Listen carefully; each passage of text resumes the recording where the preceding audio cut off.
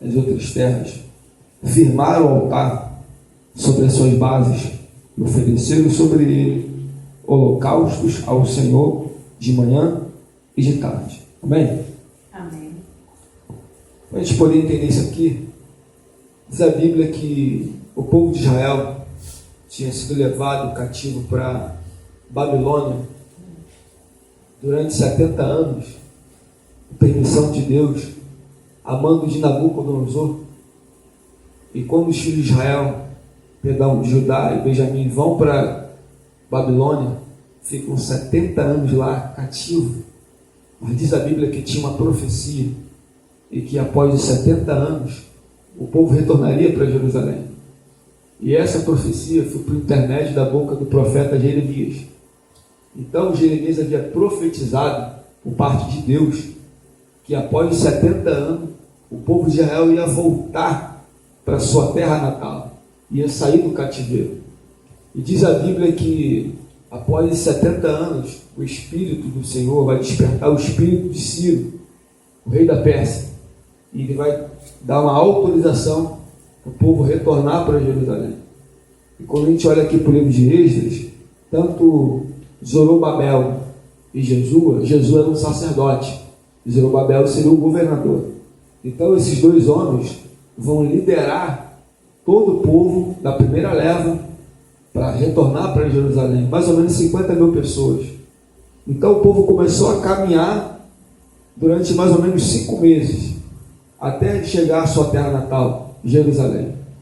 Então você vê que eles foram caminhando, conforme a palavra do Senhor, eles peregrinaram durante 5 meses, uma jornada até chegar à casa de Deus, para que se cumprisse a profecia da palavra do Senhor. Então, quando a gente olha para o capítulo 3 aqui, que a gente acabou de ler agora, diz a Bíblia que quando chega no 7º mês, estando os filhos de Israel já nas suas cidades, ou seja, nas suas locações, quando eles acabaram de habitar nas suas cidades, quando eles acabaram de chegar em Jerusalém, diz a Bíblia que o povo se ajuntou com um só homem. Então, quando eles chegaram em Jerusalém, cada um foi para a sua cidade. Porém, depois, todos eles se reuniram parecendo como se fosse um só homem. Então, aquelas multidões começou a se reunir. Porque Deus faz assim, né, irmãos, com o seu povo. Né? Ele vai reunindo, ele vai agrupando, ele vai fazendo com que as pessoas vão se unindo, vai fazendo com que as pessoas se unam, porque o povo de Deus não pode ser dividido, porque a Bíblia diz que um reino dividido não subsistirá. Então todos nas suas cidades, agora todo mundo quer ir para Jerusalém, porque Jerusalém era o centro de adoração a Deus. E o texto relata aqui que todos eles se juntaram como um só homem em Jerusalém. Então toda a congregação se reuniu no mesmo lugar. E diz a Bíblia, quão formoso é que os irmãos vivam em união. Então, após eles se reunirem, então Jesua, filho de Zeruzadaque, como havia falado o sacerdote, e Zorobabel, tanto Jesua, que era um sacerdote, como os outros sacerdotes, e como Zorobabel, os seus irmãos, diz a Bíblia que começaram a edificar o altar. Então todos que eles estavam reunidos ali, tanto da parte do sacerdote como da parte dos irmãos, eles estavam com um só propósito: vamos edificar o altar. Por quê? Primeiro que o templo estava destruído. O templo estava destruído porque Nabucodonosor havia destruído o templo. Então haveria uma parte de uma reparação, de uma reconstrução, isso lá na frente. Mas no momento ali, o primordial, antes de querer mexer na estrutura do templo, de reparar, de construir novamente do centro de adoração a Deus, eles precisavam olhar para o altar. Como está o altar? Então, é o primeiro momento em que todos eles se reúnem, tanto o líder espiritual, que era o sacerdote Jesua, com os outros sacerdotes, e como Zorobabel, que seria o governador, e juntamente com seus irmãos, todos eles se reuniram só num propósito. E qual é o propósito deles? Vamos levantar um altar. Então, a primeira coisa que eu observo aqui nesse texto, para que nós possamos atrair a Deus, precisamos estar com o nosso altar de pé. O primeiro momento aqui em que todos se reúnem, em que todos querem que Deus se manifeste a sua presença, em que todos querem chamar a atenção de Deus, é necessário manter o altar de todo mundo em pé. Aleluia. Não pode haver um quebrado, um destruído, um arrebentado, não. Deus quer que todo mundo fique de pé na sua presença. Então você observa o texto aqui, que todos eles começaram a edificar o altar do Deus de Israel. Por quê? Porque antes do templo existia o altar do holocausto, a pia de bronze, e logo assim, quando entrava no templo, tinha a mesa dos pães asmos, o altar do incenso, e o castiçal, o candelabro de ouro. Então, para início da obra, para começar, primeiro mexeria no altar. E uma coisa que é importante para as nossas vidas, é para que no começo da nossa jornada, na nossa vida primeiro o altar tem que ficar de pé. Aleluia. Então os irmãos, e todos eles entendiam que é necessário, vamos manter o altar de pé. Vamos manter o altar de pé. E outro propósito aqui, para edificar o altar do Deus vivo de Israel. Então todos eles se reuniram para edificar um altar para Deus. Por quê? Porque quando esse povo aqui, nos tempos passados, haviam pecado contra o Senhor, eles levantaram o altar a Baal, a Balaíns, a Astarote, a tantos outros deuses, que eles estavam acostumados a levantar altar para outros deuses pagãos. Mas agora, depois da punição que Deus permitiu eles terem, agora eles entenderam. Vamos edificar só para Deus. Aleluia! Glórias a Jesus de Nazaré. Vamos levantar nossa vida só para Deus. Vamos levantar o nosso altar só para Deus. Vamos buscar a presença, mas é só de Deus. Aleluia! Jesus de Nazaré. Eles entenderam. Vamos levantar um altar, mas esse altar agora é exclusivo para Deus. A minha vida está no centro da vontade de Deus. A minha história tem que ser marcada somente por Deus. Aleluia. Eu quero chamar a atenção de Deus. Olha aí, Jesus. Aleluia. Meu Deus. Jesus de Nazaré. Eles entenderam, pastor Romélia. Nós precisamos levantar um altar, mas esse altar é separado para o Senhor. Aleluia, Deus. Jeová amado. Eles Glória a entenderam. Deus. O altar é só para Deus, aleluia. Porque o altar existe uma separação. Existe o quê? Uma separação. Eu não posso mais andar profanando, praticando impureza. O povo de Israel entendeu aqui que no passado eles fizeram só o que era mal perante aos olhos do Senhor. Agora eles entenderam, não, vamos oferecer holocausto, vamos edificar o altar e vamos oferecer holocausto segundo o que está escrito na lei de Moisés, homem de Deus. Aí eles agora começaram a edificar o altar, porque o altar era o lugar onde levava animais para o sacrifício, e diz a Bíblia aqui que agora eles começam a oferecer holocausto. Por quê? Porque o povo de Israel, eles não tinham acesso ao templo, eles não podiam entrar. Se você for ver lá no Antigo Testamento mesmo, no tabernáculo, quem entrava no tabernáculo era só o sacerdote. O sacerdote, além de ter acesso ao tabernáculo, ele tinha acesso à pia de bronze, que era a pia da purificação, e o altar, do lado de fora. E esse altar, os israelitas podiam ter acesso. Somente o altar, o povo de Israel podia ter acesso somente ao altar. Por quê? Porque era ali que o povo de Israel levava seus animais para oferecer sacrifício. Então o povo de Israel, ele só tinha permissão até chegar ao altar para levar o sacrifício. Por isso que diz a Bíblia que eles queriam fazer conforme está escrito na palavra. Então o povo de Israel, ele começou a edificar o altar de Deus, e eles começaram a levar as suas ofertas. Eles entendiam que agora a oferta é só para Deus. Aleluia. Eles entendiam que no passado eles ofereciam tudo aquilo que não era para Deus, mas agora eles entendem na palavra, porque diz a Bíblia que eles observaram a palavra na lei de Moisés, homem de Deus que só podia oferecer para Deus. Primeira coisa, o altar é só para Deus. Segundo momento, o holocausto também é só para o Senhor. Por quê? O holocausto aqui podia ser vários. Podia ser holocausto para oferecer sacrifício por culpa ou por agradecimento. Então existiam vários tipos de holocausto. E agora eles aqui oferecem para Deus.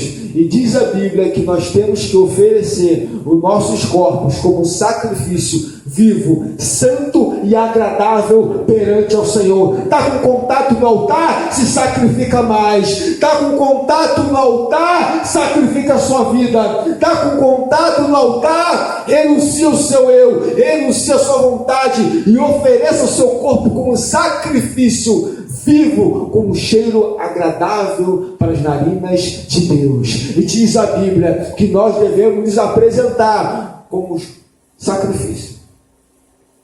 Eu tenho contato no altar, então eu me sacrifico. E quem quer estar com a vida no altar, quem quer realmente estar com a sua vida no altar de Deus, tem que sacrificar. Tem que sacrificar o seu eu. Tem que sacrificar a sua vontade. Tem que sacrificar as suas paixões, os pecados, para que justamente o altar fique de pé. Eles entenderam, precisamos levar o holocausto. Outro ponto aqui para a gente finalizar. Diz a Bíblia que mesmo eles oferecendo o holocausto, apesar do terror, versículo 3, que estava sobre eles, interessante, que mesmo eles fazendo conforme a vontade de Deus, eles começaram a sentir terror, sentir medo. Por que estavam sentindo medo? Porque diz a Bíblia aqui, por causa dos povos de outras terras. Porque Israel é cercado por inimigo, é cercado por vários inimigos vizinhos. Então, como eles haviam sofrido ataques, foram bombardeados, sabiam do seu passado, de como eles sofreram, poxa, mesmo estando com o altar de pé, eu sei que eu posso ser atacado. E eles estavam com medo, aleluias. Então eles entenderam que, mesmo com o altar de pé, o medo veio sobre eles, dos adversários, de poder chegar lá e arrebentar e destruir novamente. Então o medo, o pavor tomou conta deles. E isso é o perigo. Porque uma vez que a pessoa foi destruída, e uma vez que ela foi restaurada, às vezes ela sente medo de voltar para aquele estado que ela viveu antes. Ela tem medo de ser atacada novamente. Ela tem medo de sofrer embates espirituais novamente. Ela tem medo de se vai conseguir se manter firme de pé ou se vai sair da presença de Deus. Mas diz a Bíblia aqui que mesmo o medo estava sobre eles, mas mesmo assim firmaram o altar. Mesmo que o pavor estivesse sobre eles. Que já sofreu um ataque antes. Exatamente. Entendeu? Mesmo que tudo isso, diz a Bíblia, vamos firmar o altar. Diz a Bíblia que nosso inimigo anda bramando, rugindo como leão a quem possa tragar. Verdade. Mas diz a Bíblia também que maior que está conosco do que está no mundo. Aleluias. Então você não pode temer aos seus adversários, porque maior que está em você do que está no mundo. Não. Esse sentimento de medo tem que cair por terra, porque o teu altar está de pé. Você se sacrifica e o seu sacrifício não é em vão. Jesus. Deus, aleluia. Se teu altar está de pé, se você renuncia-se a si mesmo, procura fazer a vontade de Deus, para que ter medo? Para que ter medo na obra do Senhor? Para que ter medo de buscar a presença de Deus? Mas no meu passado não era arruinado, era só trevas, não. Agora é luz, agora é presença de Deus, agora Jesus é na sua vida, porque maior é o que está contigo do que está no mundo. Aleluia, Deus. Jeová amado. Eles firmaram o altar sobre as suas bases. Colocaram base, pastor. Por quê? Porque base. Construíram o altar de bronze, mas tinha que firmar o altar, tinha que estar firme, tinha que estar firme o altar. O altar não podia ficar assim, tinha que estar firme. Aleluia. A sua vida tem que estar firme, não pode ficar assim. Ainda que venha o mar, como você vê no Evangelho, ainda que o barco até balance, ainda que as águas até entrem no barco, mas Jesus está no barco. Então, firma a sua vida na sua base, o seu altar. Continua firmando com a base é a palavra. Continua firmando. E diz a Bíblia que depois que eles firmaram na base do altar de bronze, o holocausto, aí eles ofereceram o holocausto de dia e de noite. Por quê? O fogo tinha que estar no altar. E o fogo é uma das coisas simbólicas do Espírito Santo. Simbolismo. Fogo. Presença divina. Então, não apenas só tinha que estar com o altar firmado. Não apenas só tinha que estar levando animais para o sacrifício. Mas tinha que ter fogo no altar.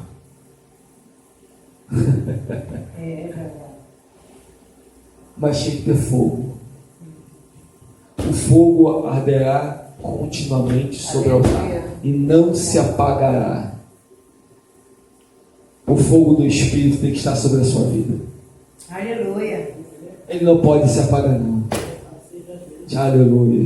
Porque a diferença do ímpio para o crente é que o crente ele tem a fogo, ele tem a presença. O ímpio não tem, o ímpio vive nas trevas, mas quem vive na luz do Senhor Jesus tem o fogo da presença do Espírito Santo. E para ter esse fogo tem que levar sacrifício todo, tem que sacrificar todo dia para manter esse fogo, para manter essa chama do Espírito Santo acesa. E o povo tinha que fazer isso aqui, ó, levar o sacrifício todo dia, todos os dias.